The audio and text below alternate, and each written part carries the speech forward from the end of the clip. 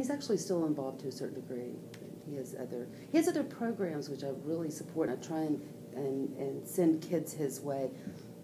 What I try and do with the children, because I don't have children, and it's very hard, the safety issues with kids are, I can't just walk into a school, hey, I don't have any kids, but so what I do try and do is to, if I see a problem, or I try and send the kids to a place that is appropriate to whatever they're.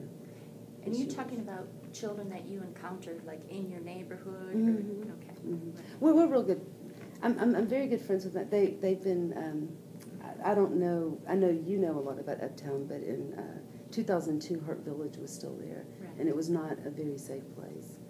And my neighbors thought I was nuts when I moved in, and but they liked me, and so my neighbors kind of kept an eye on me, and I would take the kids places and stuff like that. Right. They trusted me enough for that. Right. Yeah, you stepped up. That's great. Yeah. What is your opinion about the consolidation of Memphis City schools and Shelby County schools? How do you feel about that? And if you were on the city council, what types of thoughts and ideas would you be bringing that, which is pretty much an overarching concept here in the city right now, as we're looking to move to bring them together? Well, since it is in court, I really don't know. There has been no plan. I've read all the charter, the old and some of the new. There's really not a good plan, which they are working on now. As far as I know, they haven't released a solid plan yet. So, am I completely against it? This is going to be dangerous because I know y'all do not like it at all. But if there is a good plan, I would love to see. I'm friends with some of the city board members. Or I wouldn't say friends, but I've worked with them. And we have some good ones. And I would love to see them on that county board when it comes to that. So you're talking about school board members? Correct, the city school board members. I would like to see some of our school board members on the new board. Right, the unified board. The unified board, yes, thank you. Did you vote in the referendum? For the consolidation referendum? I did not. Was there a reason that you decided not to vote, or is that just personal choice? Well, I had been involved in some of the talks that they had with the two sides, and the DNA actually sponsored two opposing Downtown sides. Association, right? Correct, Yeah. the Downtown Neighborhood Association. And it wasn't completely a conscious decision, but this is no excuse, and I apologize, but I was extremely busy at the time, and I really, in my heart of hearts, I probably didn't want to make that decision, and I didn't know enough. I didn't feel like any of us knew enough. Right, a lot of people have said that. Yeah, the information was lacking to make a decision.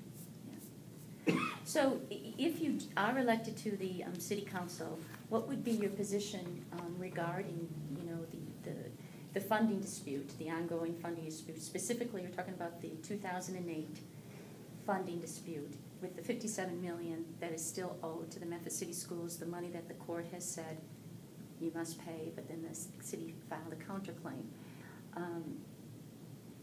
What is your position on that? Keep the counterclaim going, or pay $57 million, move on?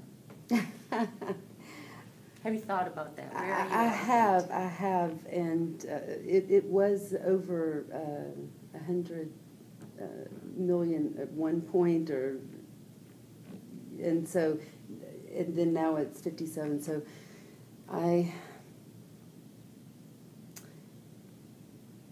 what I think is that we're a special school district, as you know, and the city only contributes a little more than 6%, if I'm not mistaken, to the budget.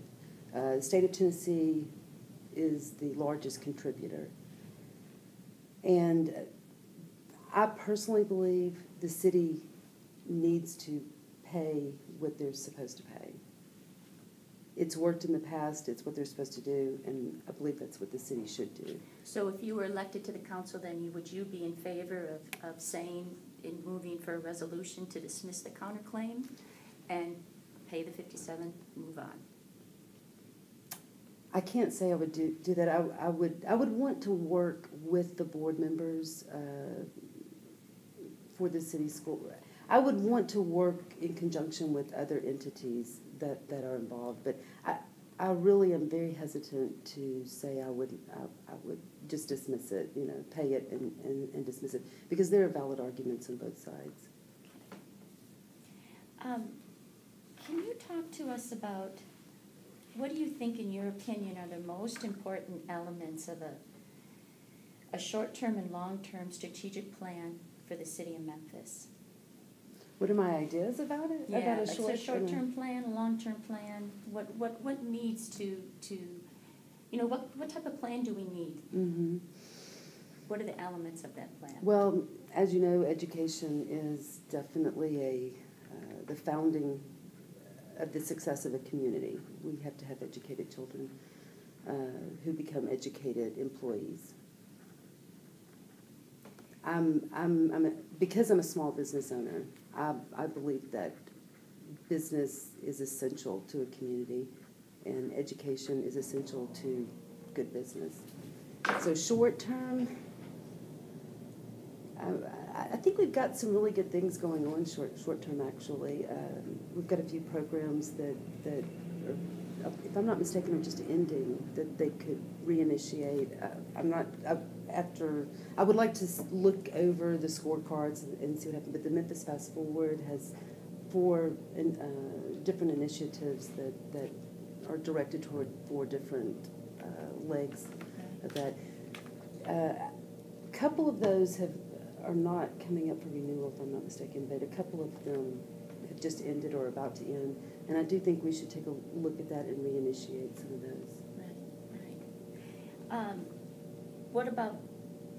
What in the city of Memphis, we're talking about Memphis now, Mm-hmm. What do you see as, we talked about the top 3 issues facing the schools. What do you think are the top 3 issues facing the city of Memphis right now that need to be addressed? Jobs. Jobs. People need jobs. We need businesses that provide jobs. Of course, you need an educated workforce, which I alluded to, which is why our schools are so important. And blight. Blight is a huge problem. I had a question. I seen on your flyer, and it's outside of education, it said that you created programs that made one of the safest neighborhoods in Memphis. Mm-hmm. I was just wanting to know, what are some of those programs, and have you shared them with other neighborhoods? Well, when I say created, I created our neighborhood watch. It wasn't in place before. In downtown?